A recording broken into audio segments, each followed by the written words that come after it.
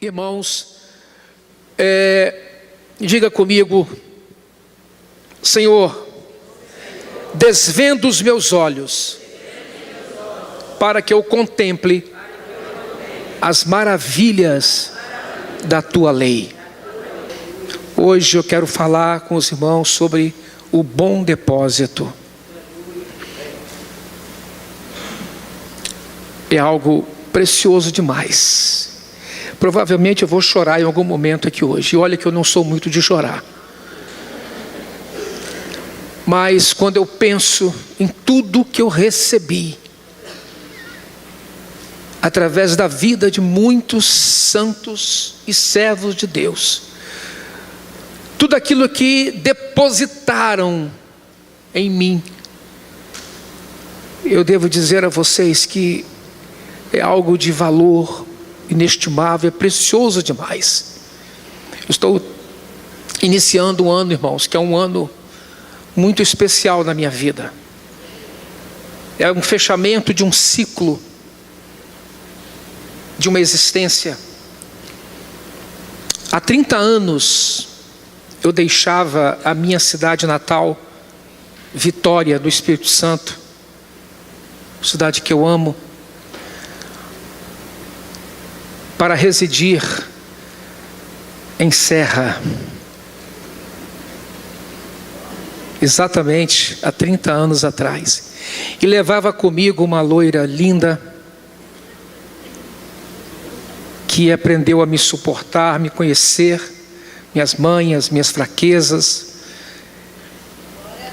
E há 30 anos eu me maloquei com ela num apezinho chamado K205. E ali nós tivemos duas preciosas meninas, que são uma herança para mim, um tesouro, não só para mim, mas a Bíblia diz que são herança do Senhor. Daí a minha responsabilidade de deixar para o mundo alguém que vai continuar a levar a palavra, o Evangelho de Deus. 30 anos. Meu coração está celebrando isso, porque eu continuo apaixonado por essa pessoa, amando muito essa irmã. E eu digo sempre para ela: envelheça comigo, que o melhor está por vir. Aí ela diz: não sei se é artrite, artrose, dor aqui, dor ali. Mas o que sabe é que nós estamos vivendo um momento lindo de maturidade, de relacionamento um com o outro. E nestes 30 anos, eu recebi muito dela. Nós temos que depositar sempre o bom depósito, através das nossas vidas, das nossas ações, das nossas palavras. Portanto, amanhã, dia 7, lembra como se fosse hoje, lá na quadra do Aristóbulo Barbosa Leão, eu estava dizendo sim para a minha pomerana e ela para mim. Há 30 anos eu fui para a Serra, fui trabalhar como professor. Na verdade são 33 anos. 2019, irmãos, é o ano em que eu vou cessar um ciclo de sala de aula. A aposentadoria chegou, vai chegar, está chegando. Já tem data marcada. Tem muita gente apostando que eu não vou deixar a escola. Não vou mesmo não. Vou passar no murinho assim, vou lá, vou voltar, dar a volta e retorno para o meu prédio de novo. Dá uma voltinha perto do muro e volto de novo. Mas isso é um presente de Deus, é um ciclo que se fecha. Toda vez que eu vou para a escola, eu tenho uma consciência comigo: eu preciso fazer o bom depósito na vida desses meninos, porque tem muita gente aqui sedento de receber uma palavra, precisando de receber uma boa semente.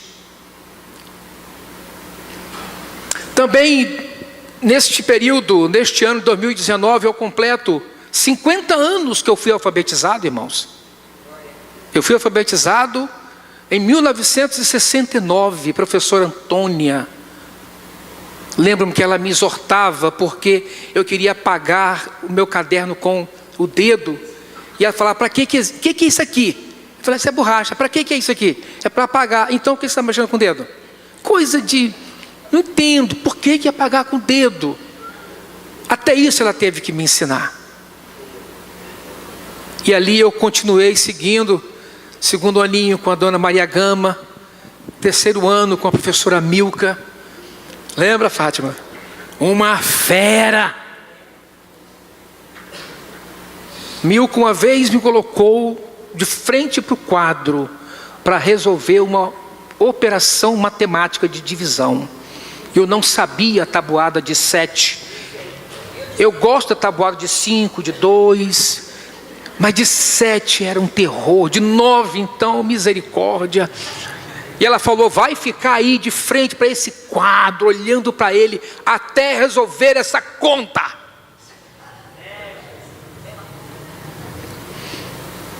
Dona Milka, uma fera.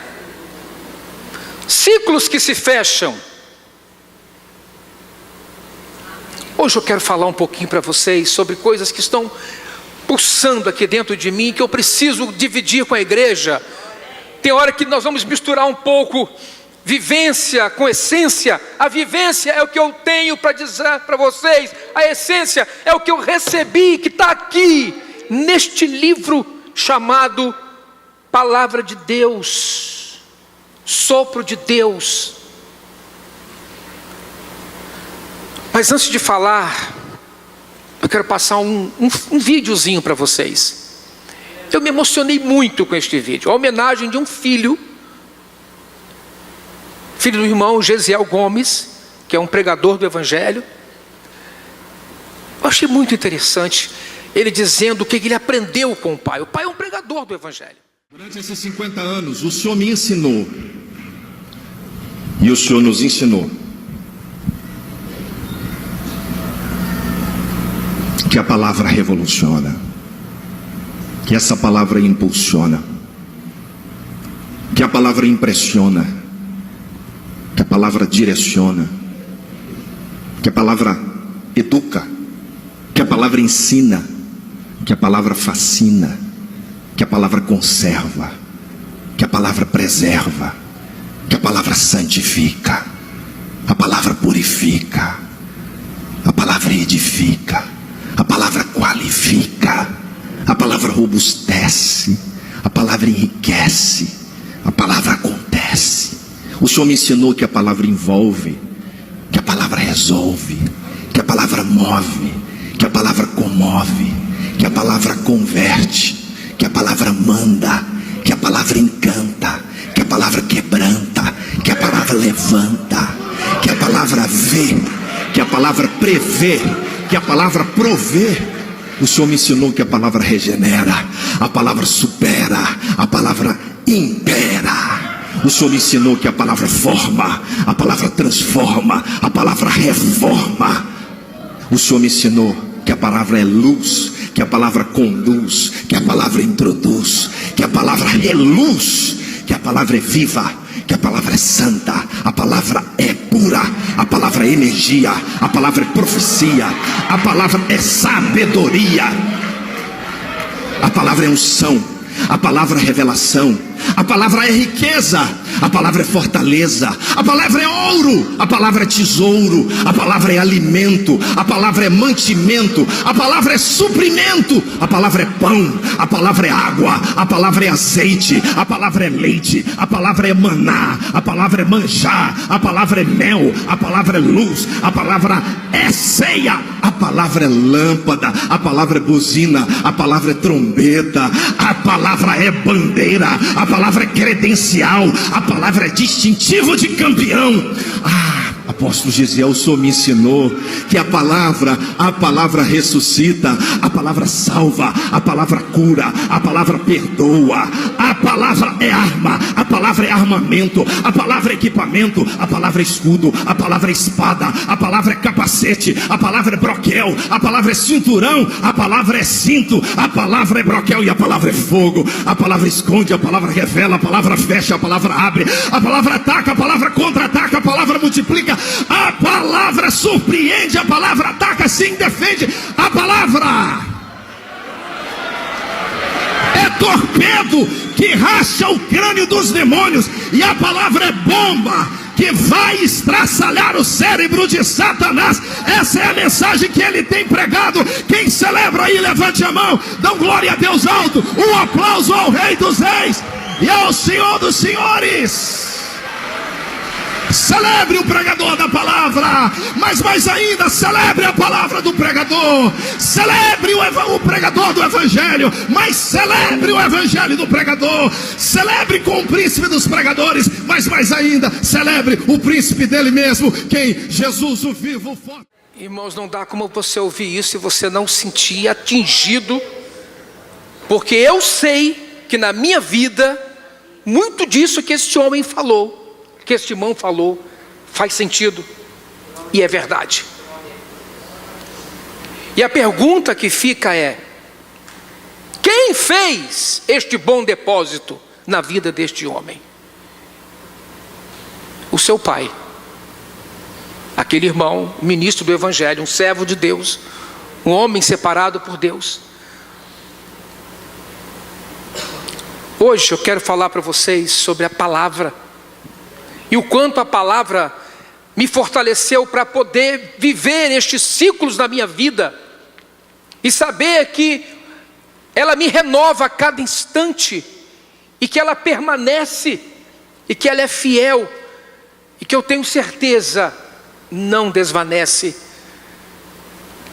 Hoje eu quero dizer para os irmãos, vocês viram aqui, no virada do ano, todos vocês que entraram nesse auditório, vocês receberam um plano de leitura da Bíblia. Lembram disso? Você fez o que com aquele plano de leitura? É isso aí. O que você está fazendo com este livro que está dentro da sua casa, que está dentro das nossas casas, e a gente sequer olha para ele, mas queremos todas as bênçãos dele, mas sequer sabemos que bênçãos são essas. Queremos as promessas, mas não estamos nem um pouco dispostos a cumprir as ordenanças. Isso é incoerente. Não é assim que a coisa funciona, não é assim que a banda toca. Ontem eu estava à noite na casa dos meus pais. Ontem minha irmã caçula fez 41 anos de idade, a Miriam, e ela quis comemorar aquele aniversário chamando a velha guarda, chamando irmãos que parecia assim, a cabecinha deles parecia nuvem de algodão, uma gracinha. Eu tirei uma foto assim que só tinha cabecinha branca. Eu falei: que gente é essa, meu Deus? Eu vi essa gente nova, eu vi essa gente com 40 e poucos anos. Hoje eles estão assim, pergunta para um, 82, perguntar para outro, 85, perguntou para outro, 87, perguntou para outro, 92. Eu falei, aí lá na fila estava Derone, 70. Ou seja, ele nunca quis, não, Odilon, ficou lá no cantinho dele, né? Eu falei, você está entrando nessa fila, rapaz. Presta atenção. Tem uma foto aí, irmã, para mostrar aquela reunião? Olha lá. Eu quero mostrar a vocês. Vai aparecer. Olha aí. Não parece floquinho de algodão aqui, ó. Olha lá, olha lá. Nós estávamos cantando, foi nesta sala que há 45 anos eu ouvi irmão Valtir falar. A igreja se chama Igreja em Vitória. Foi nesta salinha aqui, ó. Muitos desses irmãos que estão aqui, aliás todos, talvez tirando a Luísa, não sei se a Glória, que a Glória também veio depois, mas os demais todos estavam ali. Derones também não, Derones chegou depois. Próximo. Tem mais uma aí, não tem? tem mais. Vai lá, filhinha. Vai, bebê. Não é culpa dela não, irmãos, é da máquina. Aí nós estamos cantando, vai lá. Ali está Norival Cardoso, Leci, lá sentadinha lá atrás. Marisete, Luísa Gomes está aqui. Pode passar, irmã, vai. Aí. Esses 5 aí, ó. Somar aí dá mais ou menos a idade da história do Brasil. Somando aí, né? Para quem não conhece este senhor aí, à sua direita que é meu pai, 92 anos. Esse do meio aí, esse homem gostoso aqui, longe de Deus, né? Tem um menininho aqui que toda reunião vem abraçar. Eu falei, eu estou com ciúme desse negócio, rapaz. Falei com ele, cadê aquele meu abraço também? Ao lado dele está a minha mãe, a Marisete, ali atrás a irmã Leci e a Luísa Gomes. Quem são essas 5 vidas? São 5 vidas preciosas que fizeram o bom depósito na minha vida, que pagaram um preço de vida, testemunho, oração, santidade, consagração, seriedade com Deus, e me ensinaram o que é caminhar com firmeza no Evangelho. Ou você está pensando que essa nuvem de testemunhas não impacta e não gera mudança na vida das pessoas? A palavra passa a ter sentido para a minha vida quando eu vejo que ela faz sentido na vida daqueles que eu amo. Esta mulher aqui, está aqui, ó, toda manhã era o culto doméstico. A gente lia, quando eu aprendi a ler, em 69, em 70 ela me deu a primeira enciclopédiazinha, comprou para mim um livrinho azulzinho que eu tenho até hoje lá em casa. Eu guardo uma velharia de papel, irmão, que você não tem noção que eu tenho na minha casa. Não sou acumulador, eu sou de memória. E aí o que acontece? Quando eu chegava e ela ensinava. Vamos lá, Juninho vai ler o versículo, eu lia.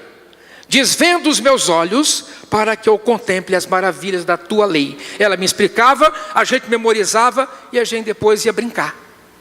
Isso era nas férias. Ninguém saía para jogar bola, brincar, ir para a praia, sem antes fazer o estudo bíblico. Bom depósito. Ela sabia o que ela estava fazendo. Não era nada forçado. Ela perguntava, o que você entendeu disso? Eu ficava tão fascinado com aquelas mensagens. Era tão fascinante para mim, que eu pedi para papai para comprar um quadrinho. Aqueles quadrinhos verdinhos que as pessoas escrevem. E eu colocava o quadrinho na parede, colocava minhas 2 irmãs, que a Miriam chegou depois. Falei, senta vocês 2 aí, que agora eu vou ensinar vocês. Aí eu contava o que eu aprendi na escola, o método da abelhinha. Lembra o método da abelhinha? Quem foi que fez o método da abelhinha aqui? Método da abelhinha. Só os mais antigos que lembram mesmo, né? A abelhinha tinha 2 perninhas, brigou, quebrou uma perninha, ficou só com a letra A, o A de abelhinha. B de bulho, o bulho fervendo, né? Bilabial. E a gente aprendendo assim, eu chegava em casa, fazia com minhas irmãs. A Márcia, por exemplo, quando foi para a escola, já sabia ler praticamente. Porque, bigodinho, porque o irmão dela ensinou. Quando elas liam o texto, quando a gente lia, eu ia na Bíblia e dava um certo. Na Bíblia de mamãe dava um certo. Minha avó passava e dizia assim, esse menino não sei não, hein? Mamãe me disse, esse menino vai ser professor ou pregador. Vai ser uma das coisas, velho. Vai ser pastor, não, vai ser professor ou pregador.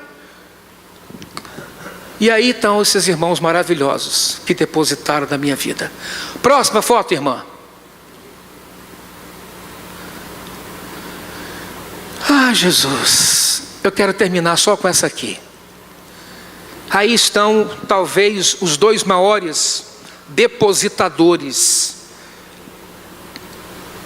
aqueles que mais talvez se ocuparam de me guardar, as 2 pessoas que mais me fascinaram pela paixão que eles tinham por este livro. Vocês viram aquele irmão falando sobre o que é a Bíblia para ele, o que é a palavra para ele? Pois é, para esses 2 aqui, a palavra é exatamente isso. Um era minha avó, Maria Correia, que morreu com 96 anos de idade. Já contei isso para vocês, trago a memória novamente para vocês. A imagem que eu trago da minha avó é com a Bíblia. A Bíblia aberta. A Bíblia ficava aberta. Nunca aquela Bíblia se fechava. Nunca. Não era no Salmo 91 não, sabe, gente? A Bíblia dela estava toda marcada, toda lida, relida. Se eu passasse na frente do quarto dela, eu falava assim: Juninho, vem aqui. Ela, o que foi, avó? Entra aqui um pouquinho, senta aqui. Eu falava: eu vou ter que fazer não sei o quê, senta aqui. Olha que coisa linda. Está escrito aqui, meu filho. Aí ele ia para mim. Eu falava: meu Deus, o que essa mulher tem que anular esse livro? Fascinada por um livro.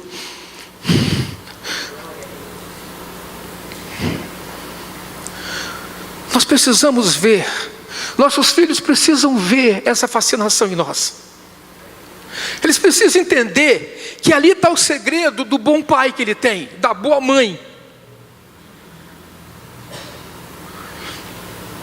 Ali está o sentido da existência dessas pessoas. Eu passava naquele quarto, eu ouvia ela cantando. Ela é toda desafinadinha. Ela cantava: preciosas são as horas na presença de Jesus. E eu passava assim, e ela dizia: comunhão muito deliciosa da minha alma com a luz. Olha aí. Ela estava ali. Você não tem noção da parada, meu irmão. Ela estava ali na comunhão com Ele, com esse Deus tremendo que esse irmão falou ali.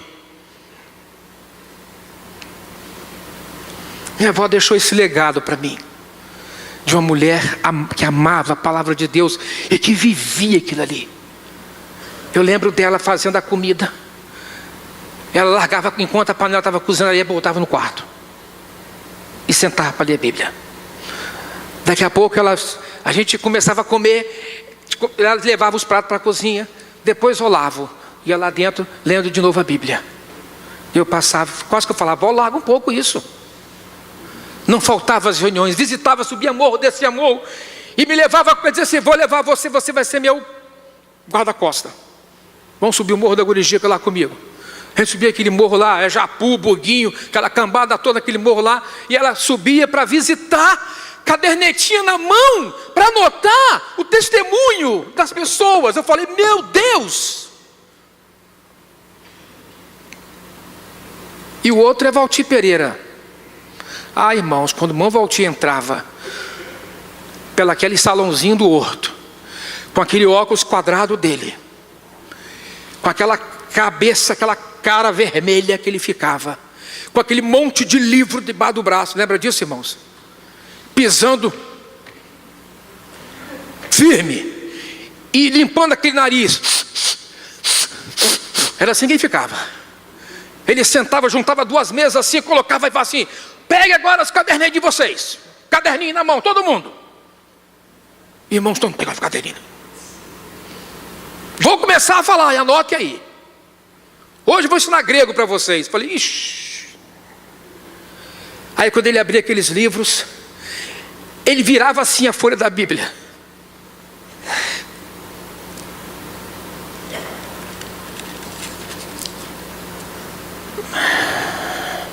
Aquele cuidado para não amassar a folha do livro que ele amava. Eu ficava olhando e falava: mas por que esse homem é tão encantado com este livro? Eu era jovenzinho, adolescente. Eu estou falando de legado, gente. Eu estou falando de legado.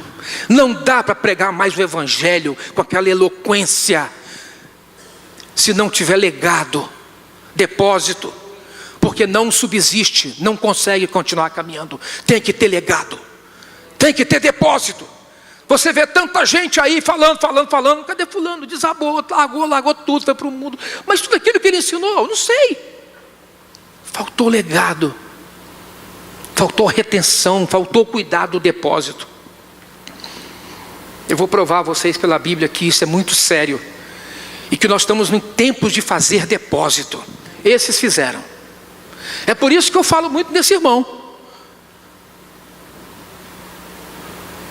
Eu estou falando sempre, vou ficar velho falando desse irmão. Vou ficar velho falando nesse. Eles vão morrer, meus pais vão partir para o Senhor, eu vou continuar falando, ficar falando minhas filhas. Meus netos vão chegar, se chegarem, se o Senhor permitir, vou falar, vou chamar, mostrar foto, falar. Deixa eu te falar quem é esse cara aqui. Senta aqui, meu filho. Senta que eu quero te falar. Eu quero te falar de algo que é muito poderoso para mim. E que marcou a minha eternidade.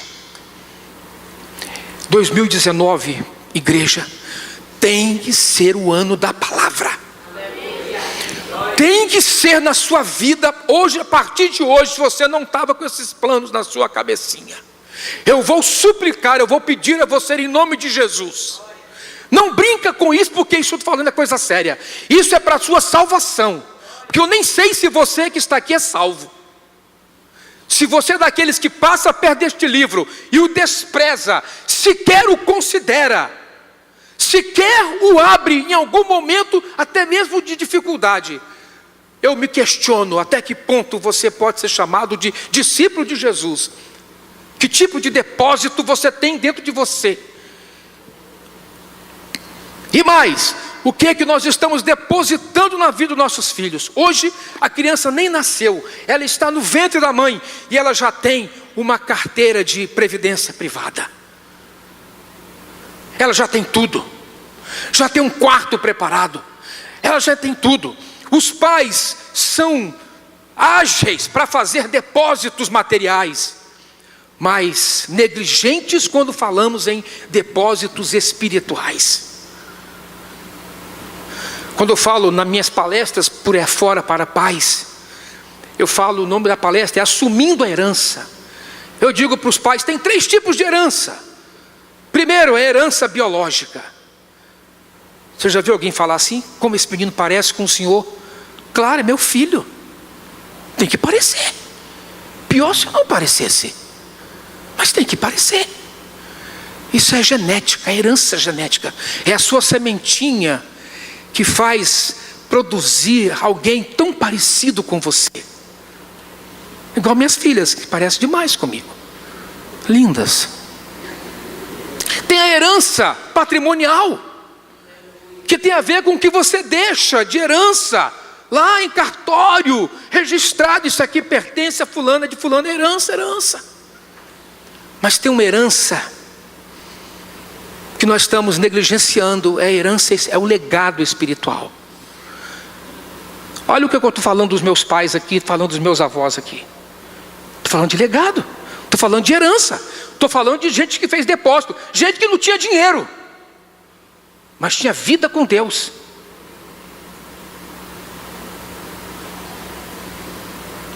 Ontem, quando nós estávamos reunidos, tudo isso passou pela minha cabeça.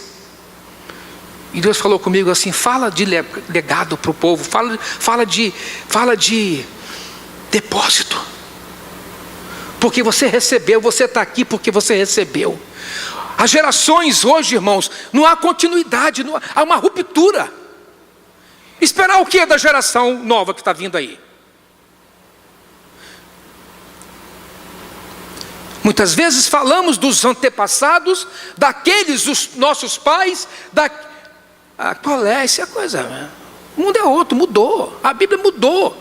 Hoje nós temos uma releitura, a Bíblia hoje é diferente, até a crítica já mudou alguns conceitos, então vai por esse caminho que você vai dar com os burros na água. Eu estou falando da velha e do velho evangelho que nós aprendemos com Paulo e com o Senhor Jesus. Por isso nosso retiro vai ser o sermão de Jesus. O que Jesus quis dizer lá no monte com as suas bem-aventuranças? Vamos entrar por esse caminho, vamos entender o que Jesus quis nos ensinar ali. Lá em 2 Timóteo, abre a sua Bíblia agora lá em 2 Timóteo, capítulo 1. Estamos caminhando para o final desta palavra.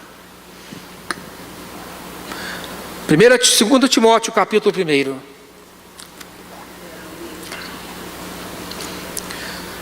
Se você ainda não pegou o seu marcador de leitura, procura secretaria, vê com os irmãos, mão de encargo, tenta, ou faz o seu próprio marcador, né? Por exemplo, este janeiro agora nós estamos nos grupos familiares vamos falar da segunda carta aos Tessalonicenses, não é isso? Segunda carta aos Tessalonicenses, tem mensagem poderosa ali, inclusive sobre a vinda de Jesus, sobre o arrebatamento da igreja. A igreja de Tessalonicenses tinha muitas lutas, eles tinham dúvidas, incertezas quanto à volta do Senhor. E Paulo deu instrução firme, instrução poderosa, clara acerca dessas questões. Nós não podemos ser ignorantes quanto a isso, né? E quando chegar o mês de fevereiro, que são apenas 3 capítulos, nós vamos estar entrando em Mateus. Porque Evangelho de Mateus, quando nós chegarmos lá no retiro, nós já estaremos praticamente aí iniciando o sermão também das bem-aventuranças, o sermão do monte, Mateus capítulo 5. Então, a igreja tem ensinado, dos familiares, está ali os estudos, ministrações, escola bíblica. Deixa eu fazer um convite a vocês, irmãos, eu estou pedindo aqui, por misericórdia a você mesmo, peça a Deus sabedoria. Senhor, me dá a graça para eu levantar de manhã, domingo, para ir estar na escola bíblica, com a mesma disposição que você se levanta para ir a uma praia, dar um passeio. Eu posso até entender que alguns irmãos têm só o domingo para estar com a família, trabalham todos os dias, tem só o domingo. Mas deixa eu falar, se você estivesse em qualquer denominação, você estaria lá na escola bíblica, porque eles iam fazer uma chamadinha para ver se o seu nome estava lá. Então, escola dominical, EBD. Nós estamos estudando coisa pesada, coisa séria aqui, coisa que traz cura, libertação à vida dos irmãos, né? Então pensa nisso, prioriza. Eu quero aprender a Bíblia, eu quero conhecer mais do Senhor através da palavra. 2019 tem que ser o ano da palavra nas nossas vidas, amém? Amém. Que amenzinho mais michuruca. Quando eu pergunto os meninos do 6º aninho assim, vocês aprenderam? Eles gritam, aprendemos. Eles falam todos juntinhos, é um coral. Aí eu pergunto à igreja de Deus, amém? Aí, amém. Ah, que lindo. Melhorou. Olha lá, 2 Timóteo capítulo 1, olha como é que Paulo começa. Paulo, apóstolo de Cristo Jesus, pela vontade de Deus, de conformidade com a promessa da vida que está em Cristo Jesus, ao amado filho Timóteo. Acho lindo isso. Graça, misericórdia e paz da parte de Deus Pai e de Jesus Cristo nosso Senhor. E aí ele começa dizendo, dou graças a Deus, a quem desde os meus antepassados, sirvo com consciência pura, porque sem cessar me lembro de ti nas minhas orações, dia e noite, falando para Timóteo. Lembrado das tuas lágrimas, estou ansioso para ver-te, para que eu transborde de alegria, comunhão entre eles, né? Depois ele diz assim, pela recordação que guardo da tua fé, sem fingimento, a mesma que primeiramente habitou em tua avó Lóide e em tua mãe Eunice, e estou certo que também em ti. O que é que Paulo está falando, está lembrando a Timóteo aqui? Que alguém fez o quê? O depósito, alguém deixou um legado. Timóteo teve este privilégio que muitos de vocês não tiveram aqui, de ter pais servos, salvos por Jesus, e você ter nascido num berço onde o evangelho é vivido e pregado. Qualquer dia desse eu vou dar um testemunho aqui para vocês. O ex-nada. Eu não sei se eu estaria vivo se eu tivesse um testemunho como o da Diva. Eu acho que eu nem sobreviveria. Viu, Diva? Que é isso? Até hoje, que testemunho dessa irmã me deixa impactado. Até hoje eu penso nisso. Até hoje eu penso na dimensão do agir de Deus na vida deste homem ao lado dela. A dimensão do agir de Deus. Um homem mudo, entra mudo e sai calado aqui dentro. Mas o homem está cheio de vida, cheio de Deus.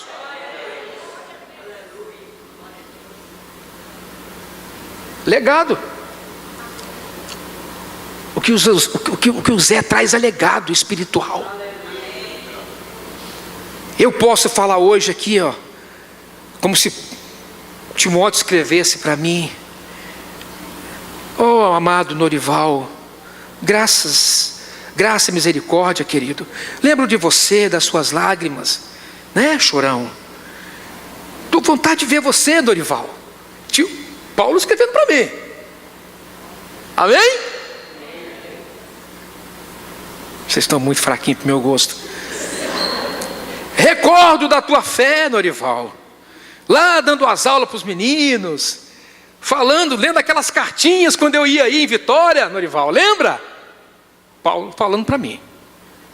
Tem alguns irmãos que acham chato eu ficar lendo carta de aluno aqui que quer se matar, aluno que está se suicidando, aluno que está com depressão. Ai, que coisa chata, e leia carta de novo. Oh, irmão, faz isso não, filhinho.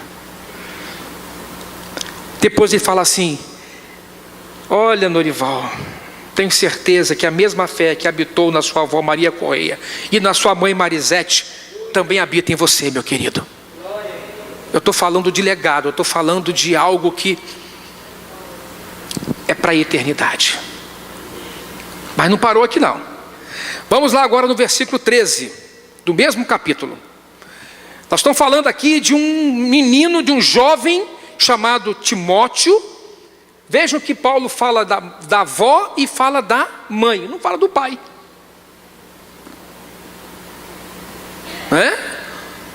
A mãe era judia, a avó também. Provavelmente o pai, com certeza o pai de Timóteo era grego. E dentro da lei judaica, né, ele é impuro. Não se aceitava que um judeu casasse com outra pessoa que não fosse judeu. Timóteo é fruto de um casamento misto. Timóteo deve ter vindo de um lar conflituoso, com problemas também.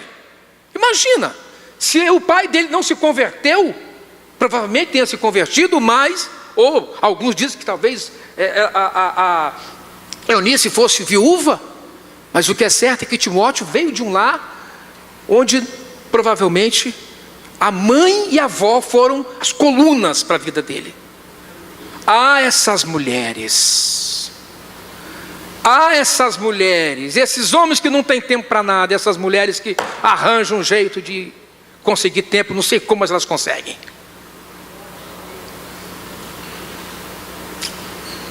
Às vezes nós estamos para sair de casa, está faltando para alguma coisa, está faltando meia hora para sair de casa. Aí a sala tem uma camisa aqui, tem um negócio ali, tem um lápis aqui, tem uma jarra desarrumada. E eu entro no meu quarto, ponho minha camisa, preocupado em sair bem arrumado, como eu sempre saio. Vocês me conhecem, sabem que eu sou um cara, né? Quando eu chego lá fora, eu falei: o que houve na sala aqui? Ela fala assim: já arrumei tudo. Mas como você arrumou? Arrumei em 5 minutos, eu arrumo uma casa. Não sei como que você arranja tanto tempo assim. Eu gastaria talvez uns 15 minutos para arrumar o jarrinho, mais uns 10 para botar aquela camisa no lugar. Eu não sei como consegue, mas eu acho que nós pais, deveríamos ensinar nossos meninos a gostar de uma cozinha e gostar de uma casa para arrumar também. Porque a minha avó, muito abençoada essa mulher, mas eu chegava perto, botava o pé na cozinha e falava: sai daqui, isso aqui não é lugar para homem não. Eu falei: não vou, deixa eu pegar minha comida, sai daqui. Não sei que ela tinha medo, sei lá, que eu desmunhecasse, sei lá, que eu virasse um trem.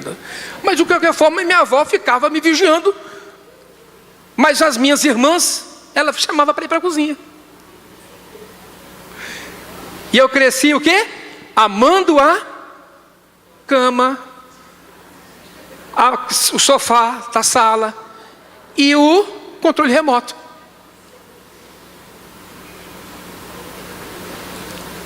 De vez em quando em casa eu sou exortado pelas mulheres: não vai fazer nada? Priscila fica revoltada, irmãos. Minha filha vai ficar revoltada. Que exemplo. Ótimo pregador, né? Mas na hora de lavar um prato. Então ensina esse menino aí. Ensina Mateuzinho a lavar prato, arrumar a casa. Viu, Mateus? Você vai ser, além de bonito, vai ser um maridaço, rapaz. Não vai ter os vícios que eu carrego. E que muitos homens aqui carregam. Eu sei que tem homens aqui, irmãos, que assumem uma casa, assumem uma cozinha. Mas pelo menos as tarefas podem ser divididas. Não se desvie, irmão Norival, volte para cá. Vamos lá, versículo 13. Mantenha o padrão, olha o conselho de Paulo a Timóteo. Mantenha o padrão das sãs palavras, que de mim ouviste, com fé e com amor, que está em Cristo Jesus. Agora, olha a palavra de Paulo a Timóteo. Guarda o quê? O bom depósito, mediante o Espírito Santo que habita em vós. Timóteo, guarda o que você já recebeu. Paulo usa aqui, irmãos, uma linguagem bancária. Uma linguagem que o Adeilson, Anoilson, que mais? Quem trabalha em banco aqui? Meu Deus!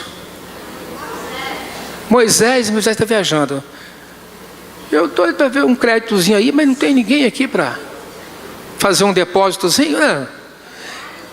Outro dia minha mulher chegou e falou, trouxe lá falou, olha amor, tem esse depósito aqui na nossa conta. Eu falei, cadê? Deixa eu ver. Irmãos, eu babei. Éramos atrasados que o governo não me pagava. Sabe quando o governo fica demorando anos e anos? Aí, Ricardo, eu reclamei. Uns 5, 6 anos murmurei desse depósito que não saía, esse dinheiro que não chegava. Era o reenquadramento, professor. Mas reclamando, irmãos, minha mulher na dela, e na escola, e eu falei, meu Deus, esse dinheiro é meu, me pertence. Mas esse Paulo Arthur não me paga de jeito nenhum, esse homem nojento. No mês que a minha filha casou, eu com a corda no pescoço, já pedindo, pensando em, já vendo aqui quem eu poderia pegar o empréstimo. O Mauro, o grande empresário da carne, Carlitão, latifundiário na serra, homem que planta mandioca lá, e vai, eu pensei, falei, e agora? O dinheiro veio. Quando eu vi na minha conta, irmãos, eu falei, pô Jeová, trata comigo. Mas o Senhor é um Deus muito bom. O homem que ganhou um terreno, irmãos. Trata de fazer um negócio bacana lá, para que eu aposentado, eu quero ir lá, numa rede, naquele negócio lá em Guarapari. Irmãos, isso é coisa de Deus. Deus trouxe o dinheiro que eu precisava no mês que a minha menina casou.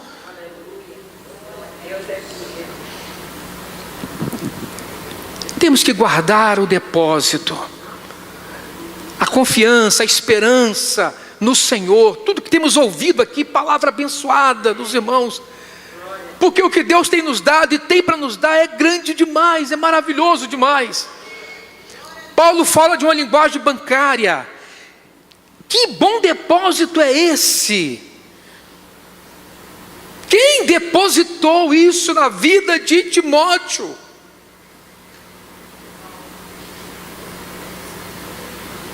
Alguns irmãos acham que isso aqui tem a ver com o ministério dele, tem a ver com tantas coisas, mas eu quero falar de algo que se você não receber primeiro a palavra, nada mais vai funcionar direito na sua vida, nem no seu ministério, porque a palavra sustenta tudo, tudo que sustenta, quem sustenta é a palavra. Então Timóteo recebeu, irmãos, quando a Bíblia fala que guarda o seu depósito, o seu bom depósito, mediante o Espírito Santo que habita em você. Paulo está falando para Timóteo o seguinte: você agora é guardião de um depósito. Guardião de uma conta gorda, um pacote de riqueza que você recebeu quando entregou a sua vida ao Espírito Santo. Irmão, quando o Espírito Santo habita em você, todas as bênçãos celestiais são despejadas dentro de você. Pá! Ela não vem por etapa não, ela vem de vez. Você agora é guardião de um depósito. Quem depositou confia que você vai proteger esse depósito, que você vai administrar esse depósito. Eu estou falando da palavra, eu estou falando de toda a fonte de sabedoria. Timóteo, faz bom uso de tudo isso que eu estou te dando.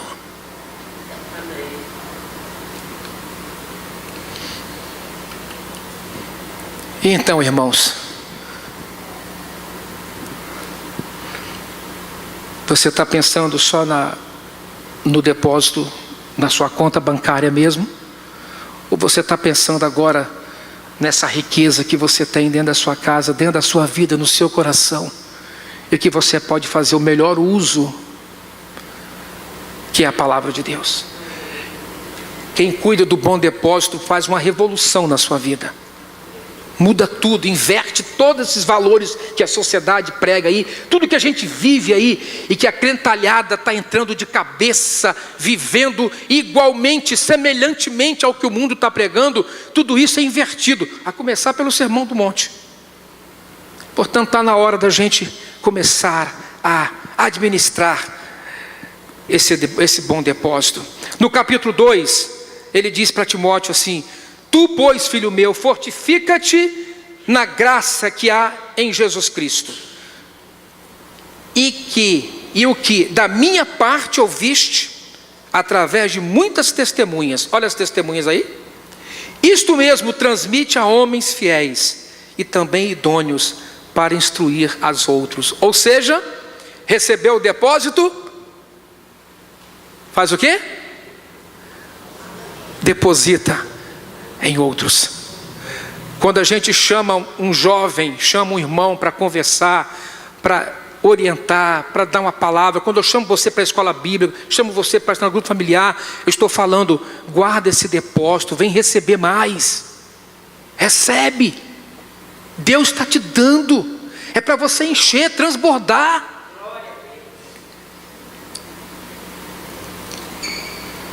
Timóteo, o que você recebeu de mim, meu filho, o que eu depositei em você, agora vai e deposita em outros. Não é isso, Penha? É de crer e ser, né? Depositando. A garotada está falando da Bíblia, está lendo a palavra, está ministrando. Estava conversando com a minha filha sobre as crianças na salinha. Ela disse que é notório, você percebe as crianças que têm algum conhecimento da palavra e que não tem. Tem criança que não sabe quem foi Sansão, não sabe quem foi não sei quem, não sabe. Fala o tempo todo: vim para a igreja, eu estou na igreja, vou para a igreja, abri a igreja. A criança está lá dentro. Como é que um menino de 5, 6 anos não sabe quem foi um herói da Bíblia, alguém da palavra conhecido? Pergunta se ele sabe contar os contos de fadas, as historinhas infantis, se ele não sabe contar tudo para você. Estou falando de depósito. Estou depositando o quê? Você está depositando misticismo, magia, essas influências, essas coisas que estão aí fora? Ou você está depositando o bom depósito, o ensino, a palavra? É hora de pensar nisso, de pensar. Temos que pensar nisso, temos que pensar. Isso é sério, isso é herança, é legado. E para terminar, irmãos, no mesmo capítulo, no mesmo livro de Timóteo, 2 Timóteo capítulo 3, versículo 14, e aqui a gente encerra esta ministração de hoje, para a glória do Senhor. Antes, volta lá no versículo 10, Paulo diz: tu, porém, tens seguido de perto o meu ensino, procedimento, propósito, fé, longanimidade, amor, perseverança, e as minhas perseguições e os meus sofrimentos. Olha aí, ó, legado. O que Timóteo lembrava quando pensava em Paulo? Pensava no ensino, no procedimento, no viver de Paulo, no propósito de Paulo, na fé daquele homem, na longanimidade, no amor, na perseverança, nas perseguições, no sofrimento. É isso que eu vi nessa multidão de testemunhos, desses crentes, desses irmãos que me serviram à mesa, o banquete. Os mais antigos vão se lembrar disso. Lá na nossa casa, lá no Horto, Valdo Júnior, você deve lembrar disso. Maria Dilce. Dilce está aqui não? Tá não, né? Maria Dilce chegava todo domingo de manhã para ensinar na escola bíblica. Eu ficava no primeiro banquinho de madeira, assim, eu ficava sentadinho. E eu falava, de onde que essa mulher tira tanto conhecimento assim? Como é que sabe tanta coisa? Bom depósito. Recebendo. Mas você tem que deixar o seu conforto e participar.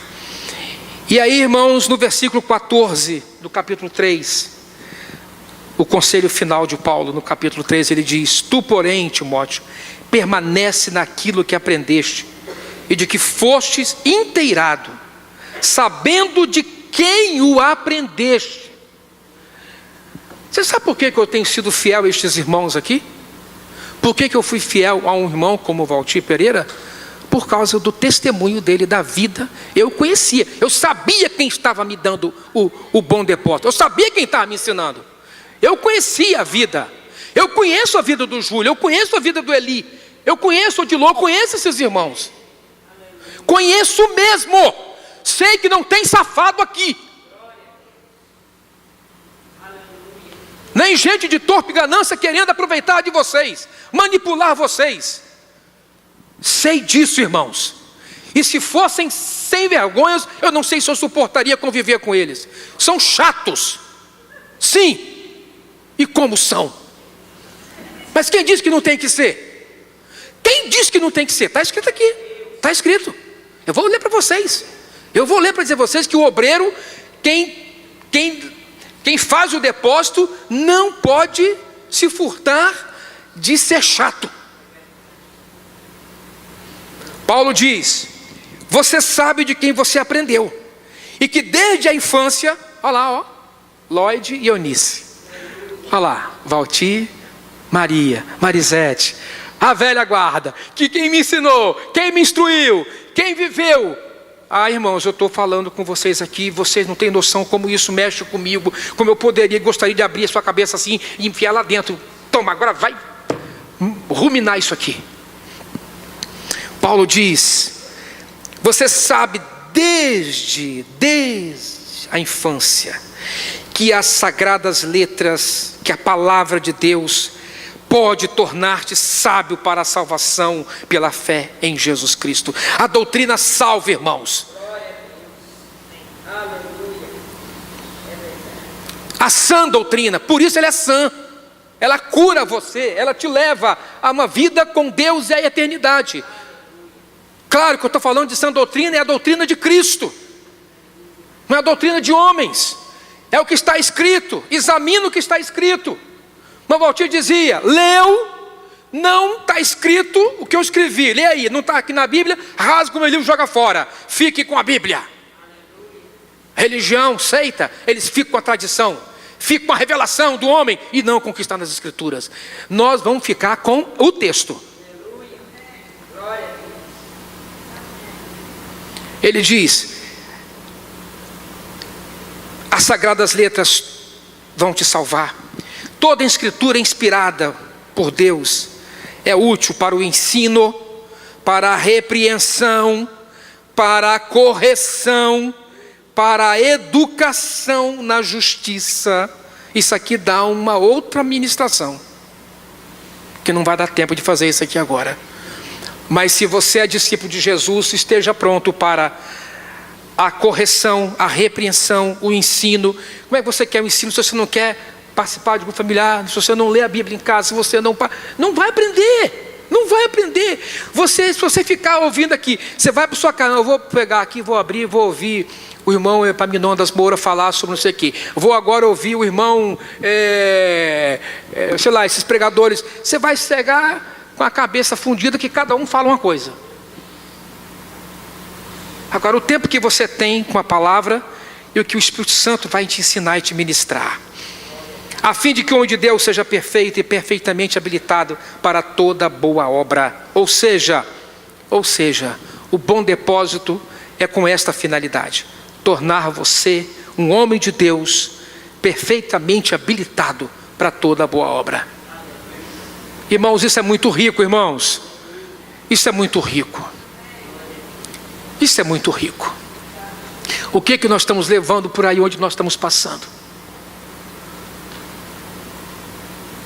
Quando é que a gente para falar com os nossos filhos desse bom depósito? No capítulo 4 ele diz: conjuro-te perante Deus e Jesus Cristo, que há de julgar vivos e mortos pela manifestação do seu reino e pelo seu reino. Prega a palavra. Agora esta palavra é para todos nós, igreja. Olha, Timóteo era discípulo, ele tinha o ministério da palavra, era um evangelista, era um homem de Deus, tremendamente usado por Deus, mas Timóteo também tinha suas limitações. Provavelmente Timóteo tinha suas lutas, Timóteo tinha suas fraquezas, com certeza Timóteo tinha talvez um temperamento reservado, tanto que Paulo falou a vocês, quando Timóteo chegar aí, não o travem, deixa ele à vontade, porque ele está aí em meu nome. Ele não era aquele cara ousado como Paulo. Paulo era trator, Timóteo era um gentleman. Então Paulo chegava lá, passava o trator, depois mandava Timóteo fazer a terraplanagem. Vai lá, Timóteo, agora passa a máquina assim, consolida, faz a... Né? Porque Timóteo era mais articulado. Paulo era topeira. Confrontava. Mas olha o que fala para Timóteo. Timóteo, prega a palavra, insta quer dizer, fala com insistência, repete. De novo esse irmão está falando nisso, está aqui, insta. Quer seja oportuno, quer não. Ah, mas agora não é hora de falar. Agora não, vamos falar da Bíblia no outro momento. Agora é um aniversário de criança, para que falar? Irmãos, eu lembro de um tempo no nosso meio aqui, que aniversário de criança tinha assim, meia hora de pregação. Hoje, eu sou convidado para fazer uma oração. Irmão, faz uma oração bem rápida, tá?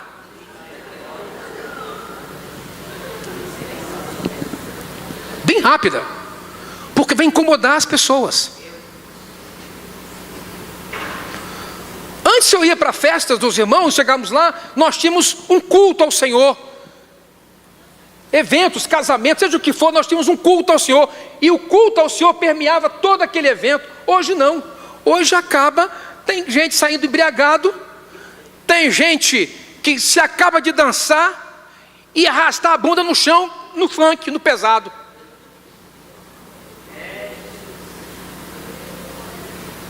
Aí os caras chegam e falam assim, eu tô gostando. O cara vem e fala assim, eu estou gostando desse evangelho, porque ele parece com o meu lá fora. Vou falar, esse não é o de Cristo não, meu filho, esse é o da cabeça desse que te convidou. O de Cristo é diferente. Você sente a atmosfera, você sente a presença. Irmãos, eu não gosto de ir em festa, em casamento que tenha bebida, ou seja o que for, e dança, pagode, eu não gosto, não é o meu ambiente, eu não gosto disso. Pode ser legalismo, mas eu não gosto.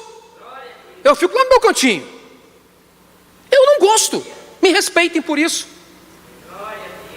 Eu não gosto, eu acho que não está no meu, não está mais. Eu digo a vocês mesmo isso. Tem coisas, tem lugares que eu já fui que eu falei, meu Deus, que isso aqui está diferente do que eu vi lá fora, na festa dos meus colegas professores. Sabe por quê? Porque o espírito é o mesmo. É o espírito satânico, não é o Espírito Santo da promessa, que sela a gente, que traz temor. É espírito de sensualidade, carnalidade. Não, o Espírito Santo é santo, ele é santo. Tem esse negócio de serva de Deus arrebentando e sei lá, acordando para o pombagira. Que desgraça é essa? Disciplina você, meu filho. Toma juízo. Paulo deixa claro isso para a gente. prega. Eu vou para a festa, irmãos, eu fico à disposição do dono da festa. E não são poucos lugares que eu vou, que eu vejo que as coisas precisam de alguns reparos, apertar alguns parafusos. Aí os nossos meninos vão crescendo achando que é tudo normal. Só que eu cresci num ambiente onde não era normal. Crente sair do louvor e ir para motel. Não. Agora eu não estou vendo não, mas Deus está vendo tudo. E aí, meu filho, o problema não é comigo não, é com Deus. E os irmãos, por favor, irmãos, vocês que estão aí, não fiquem na pressão em cima do presbitério. O presbitério não é juiz de ninguém não. Nós já tomamos decisões erradas também. Mas isso é uma questão de consciência sua com Deus. Eu não vou te chegar, se eu for à festa, já estiver lançando, colar com você numa boa, fico com uma boa. Se aquilo não te condena, problema seu. Só não me chama para poder dobrar o meu quadrizinho até o chão, que eu não vou fazer isso. Até porque eu já não tenho mais idade para ficar também. Mas na escola que eu trabalho, eu lembro que teve uma festa na escola, e aí encheu de pais. Aí ia ter uma quadrilha não, ia ter uma apresentação lá, e uma professora colocou um louvor em ritmo de funk, tipo um hino assim, tu és fiel, Senhor. Imagina um hino tradicional desse, em ritmo de funk, tu és fiel, Senhor, papá.